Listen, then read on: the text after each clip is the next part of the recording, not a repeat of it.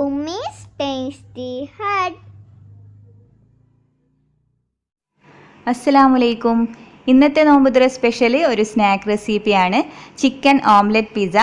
Pizza എന്ന് പറയുമ്പോൾ ഇതിൽ ഞാൻ ചീസൊന്നും ഗ്രേറ്റ് ചെയ്തിട്ട് കൊടുക്കുന്നൊന്നുമില്ല. അതൊന്നും ഇടാതെ തന്നെ നമുക്ക് വീട്ടിലുള്ള ഇൻഗ്രീഡിയൻസ് വെച്ച് വളരെ സിമ്പിളായിട്ട് നല്ലൊരു ഓംലെറ്റ് പിസ്സ തയ്യാറാക്കിയെടുക്കാം. അപ്പോൾ അതെങ്ങനെയാണെന്ന് നമുക്ക് കണ്ടു നോക്കാം.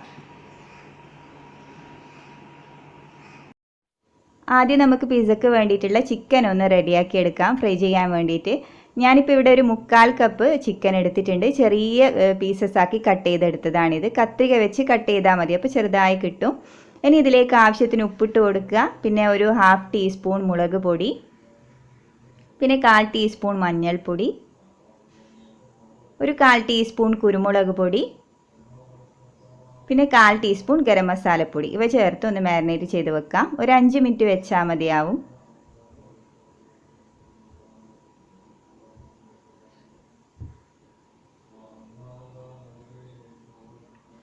ഇനി നമുക്കിത് ഫ്രൈ ചെയ്തെടുക്കാം. ഞാനിപ്പോൾ ഇവിടെ ഒരു പാൻ വെച്ചിട്ടുണ്ട്. അതിലേക്ക് ഫ്രൈ ചെയ്യാൻ ആവശ്യമായ ഓയിൽ ഒഴിച്ചു കൊടുക്കാം. ഇനി ഇതിലേക്ക് ചിക്കൻ ഇട്ട് കൊടുക്കാം. വെജിറ്റബിൾ ഓയിലാണ് നല്ലത്. സൺഫ്ലവറോ റൈസ് ബ്രാൻ ഓയിലോ ഏതും എടുക്കാം.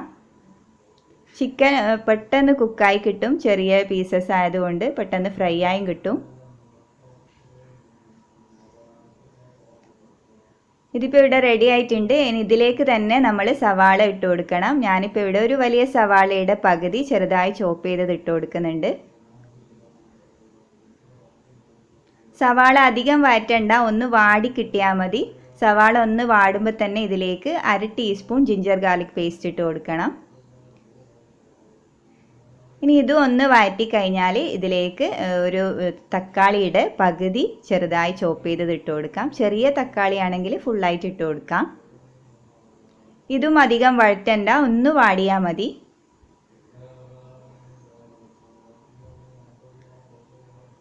ഇനി ഇതിപ്പോൾ റെഡി ആയിട്ടുണ്ട്. ഇതിലേക്ക് കുറച്ച് ചില്ലി ഫ്ലേക്സും കൂടി ഇട്ട് നമുക്ക് ഫ്ലെയിം ഓഫ് ചെയ്യാം. ഞാനിപ്പോൾ ഇവിടെ ഒരു 1/4 ടീസ്പൂൺ ചില്ലി ഫ്ലേക്സ് ഇട്ട് കൊടുക്കുന്നുണ്ട്.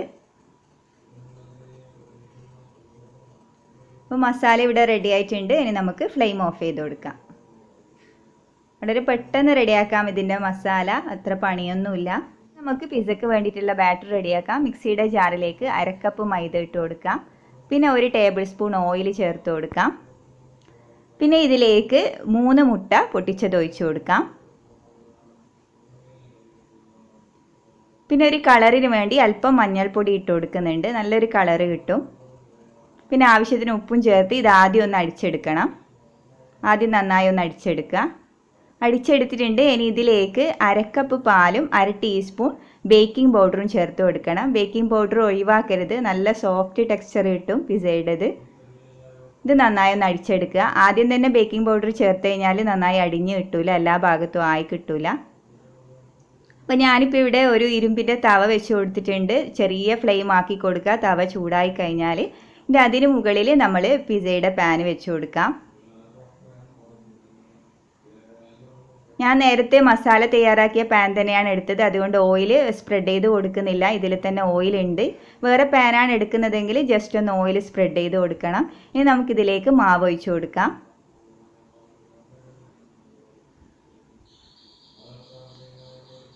ഇനി ഇതിന് മുകളിൽ നമ്മൾ തയ്യാറാക്കി വെച്ച മസാല ഇട്ട് കൊടുക്കാം.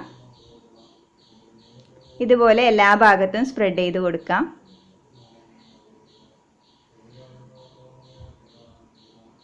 നിങ്ങളുടെ അടുത്ത് ക്യാപ്സിക്കം ഉണ്ടെങ്കിൽ നമ്മൾ സവാളയൊക്കെ വഴറ്റുന്ന സമയത്ത് ചെറുതായി കട്ട് ചെയ്തത് ഒന്നിട്ട് വഴറ്റി കൊടുക്കാം.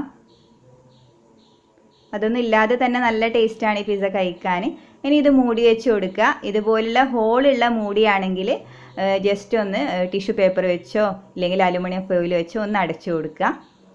ഇതിപ്പോൾ ഒരു 15 മിനിറ്റ് വെച്ചാൽ മതി. 15 മിനിറ്റ് വെക്കുമ്പോൾ തന്നെ നന്നായി പൊങ്ങി വരും. പൊങ്ങിക്കഴിഞ്ഞാൽ നല്ല കുക്കായി എന്നാണ് അർത്ഥം. ഇതിപ്പോൾ നന്നായി പൊങ്ങി വന്നിട്ടുണ്ട്. ഇനി നമുക്കിതൊരു ടൂത്ത് പിക്ക് കൊണ്ട് ഒന്ന് കുത്തി നോക്കാം.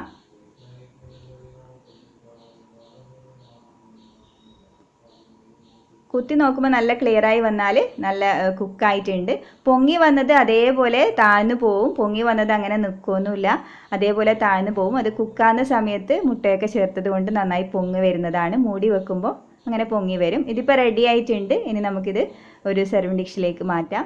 മഞ്ഞൾ ചേർത്തതുകൊണ്ട് ഇതിന് നല്ലൊരു കളറാണ്. ഈ ഒരു ലൈറ്റിന് കാണാത്തതാണ്. നല്ലൊരു കളറാണിത്. കണ്ടില്ലേ, നല്ല കാണാൻ നല്ല ഭംഗിയാണിത്. കൂടാതെ നല്ല ടേസ്റ്റിയാണ്. നമുക്ക് പെട്ടെന്ന് ഉണ്ടാക്കാനും പറ്റും. നിങ്ങളുടെ അടുത്ത് ചീസൊക്കെ ഉണ്ടെങ്കിൽ ലാസ്റ്റ് ടൈമിന് ഓഫാക്കിയ സമയത്ത് ചീസ് ഗ്രേറ്റ് ചെയ്ത് ഇട്ട് കൊടുത്താൽ നല്ല മെൽട്ടായി നിൽക്കും. ചീസൊന്നും എല്ലാവരുടെ അടുത്തും ഉണ്ടാവില്ലല്ലോ. പിന്നെ ഈ സമയത്ത് പ്രത്യേകിച്ചും ലോക്ക്ഡൗൺ ഒക്കെ ആയതുകൊണ്ട്. അപ്പോൾ എല്ലാവരും ട്രൈ ചെയ്ത് നോക്കുക, നിങ്ങൾക്ക് ഇഷ്ടമാവും.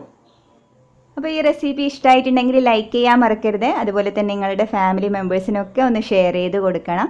പിന്നെ നിങ്ങൾ ഈ ചാനൽ ആദ്യമായിട്ട് കാണുന്നതാണെങ്കിൽ അഥവാ ഇതുവരെ സബ്സ്ക്രൈബ് ചെയ്യാത്തവരാണെങ്കിൽ നിങ്ങൾക്ക് ഈ ചാനൽ ഇഷ്ടപ്പെടുന്നുണ്ടെങ്കിൽ ഒന്ന് സബ്സ്ക്രൈബ് ചെയ്യണേ.